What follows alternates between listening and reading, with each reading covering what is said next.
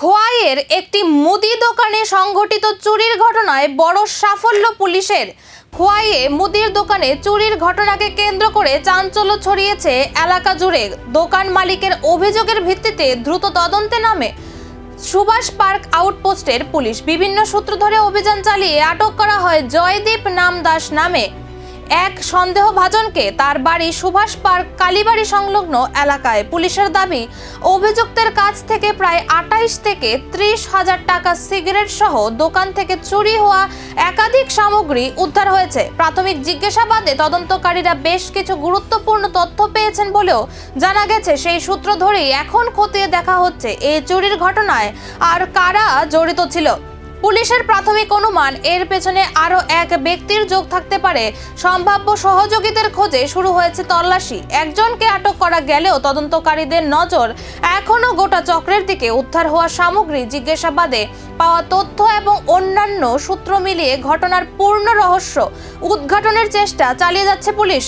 গত 8/6/2026 গভীর রাত্রে আমাদের সুভাষ পার্কস্থিত মনোরঞ্জন রায় এবং গৌরাঙ্গ রায়, তারা দুই ভাইয়ের ভুসিমালের দোকানে চুরি হয়।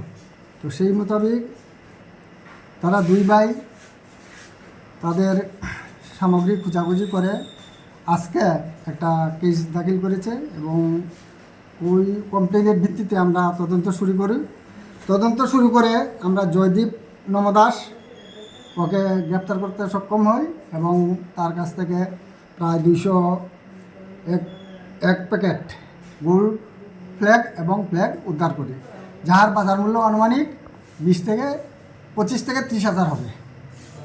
তো এখন তদন্ত চলছে, তার সঙ্গে আর কে কে জড়িত আছে কি না আছে আমরা এটা তদন্ত করে বের করার চেষ্টা করব এবং এইরকম যাতে চুরি না হয় তার জন্য আমরা করব। কোন জায়গা থেকে তাকে ধরা হয়েছে স্যার? তাকে ধরা হয়েছে সুভাষ পার্কের আশপাশ থেকে। ঠিক আছে। একজন পুলিশের জালে, কিন্তু এখনো বাকি অনেক প্রশ্নের উত্তর। এই চুরির নেপথ্যে কি রয়েছে বড় কোনো চক্র? তদন্ত যত এগোবে ততই সামনে আসতে পারে আরও চাঞ্চল্যকর তথ্য।